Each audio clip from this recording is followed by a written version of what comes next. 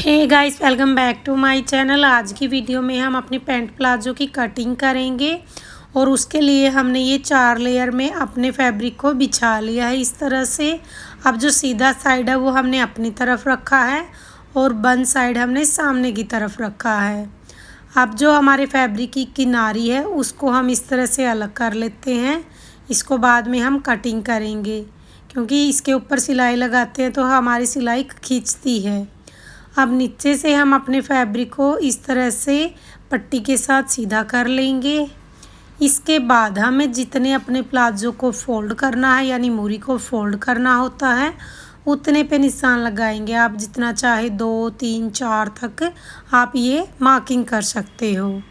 अब इन दोनों निशानों को भी एक सीधी लाइन के साथ हम मिला लेंगे। अब यहाँ से हमें जितना अपना प्लाजो है रेडी रखना है उतने पे निशान लगाएंगे। उसमें से हम 1 इंच माइनस करेंगे क्योंकि 1 इंच के ऊपर हमें इलास्टिक अलग से लगाएंगे। तो जो हमारा प्लाजो वो 35 इंच तैयार है उसमें से हम 1 इंच माइनस करके 34 इंच पे यहाँ पे मार्किंग कर लेंगे। अब इस साइड भी हम ऐसे ही मार्किंग कर लेंगे। अब दोनों निशानों को हम एक दूसरे के साथ मिला लेंगे।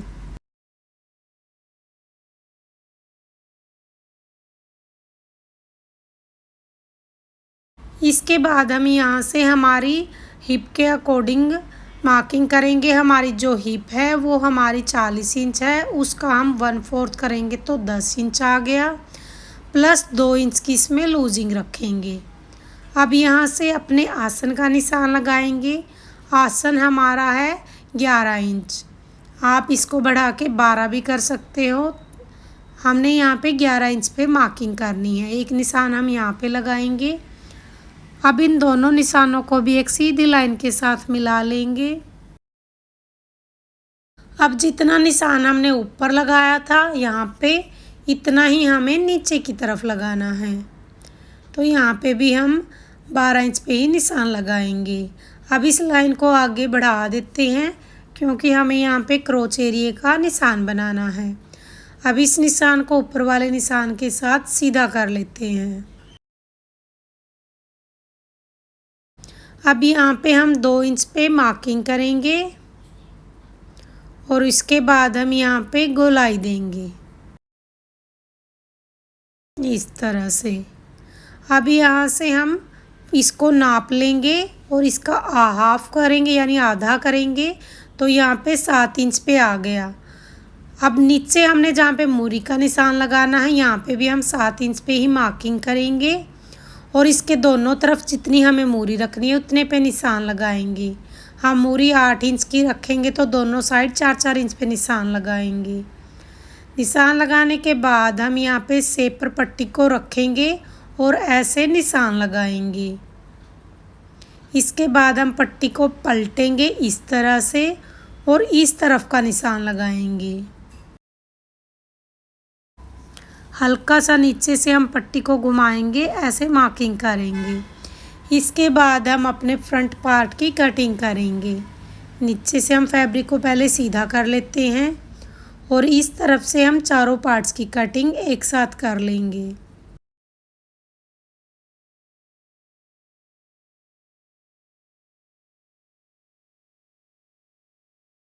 इसके बाद हम यहाँ से 2 पीस को उठाएंगे और ऊपर वाले 2 पार्ट की कटिंग कर लेंगे क्योंकि ये फ्रंट पार्ट है और बैक पार्ट की कटिंग हम अलग से करेंगे।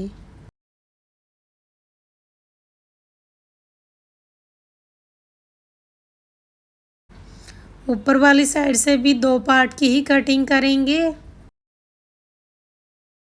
अब जो एक्स्ट्रा फैब्रिक है उसको हम यहाँ से उठा देंगे। इसके बाद हम बैक पार्ट की मार्किंग करेंगे। तो जो ये सीधी लाइनें हैं इनको आगे बढ़ा लेते हैं।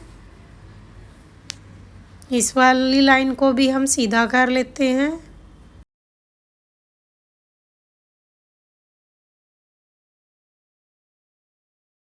अब यहाँ पे इनमें 2-2 इंच ऐड करते हुए चलेंगे हम। पहले नीचे से स्टार्ट करते हैं। यहाँ पे भी 2 इंच पे निशान लगाएंगे और ऊपर वाली साइड भी 2 इंच पे निशान लगाएंगे। अब इस निशान को हम नीचे वाली साइड मिला लेंगे, यहाँ पे जहाँ पे हमने क्रोच एरिया का निशान बनाया हुआ है।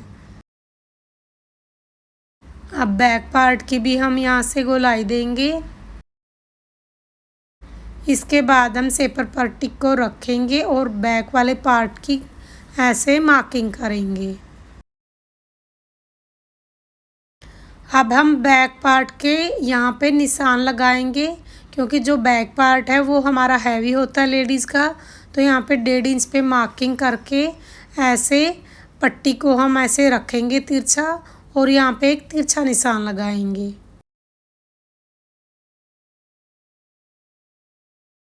अब जो हमारा फ्रंट पार्ट है इसको हम यहाँ पे 1.25 इंच पे निशान लगाएंगे, क्योंकि आगे की तरफ पेट होता है, तो यहाँ पे हल्का सा नीचे की तरफ झुकाएंगे।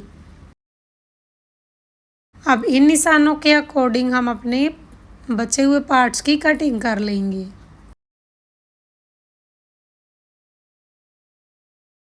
बहुत ही आसान तरीका है ये हमारा पैंट प्लाजो कटिंग का।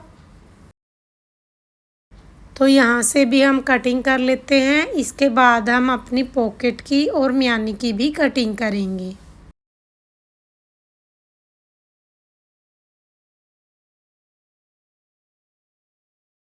तो इस तरह से प्लाजो कटिंग हो गया। अब हम अपनी पॉकेट की कटिंग करेंगे।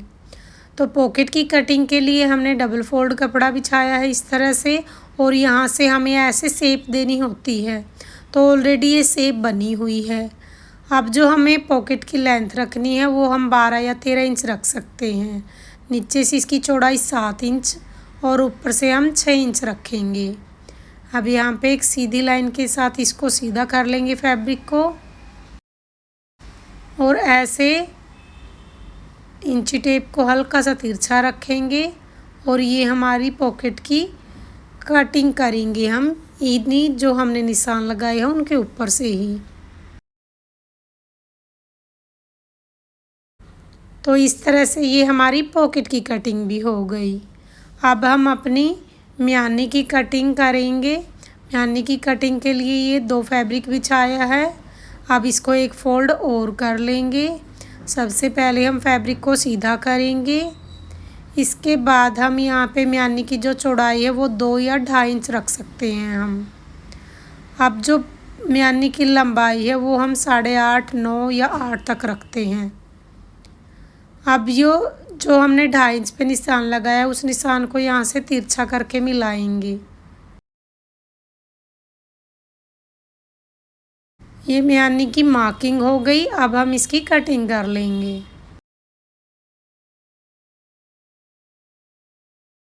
तो इस तरह से ये हमने म्यानी, पॉकेट और फुल्ली प्लाजो की कटिंग कर ली है, और बहुत ही आसान तरीके से हमने इसकी कटिंग की है।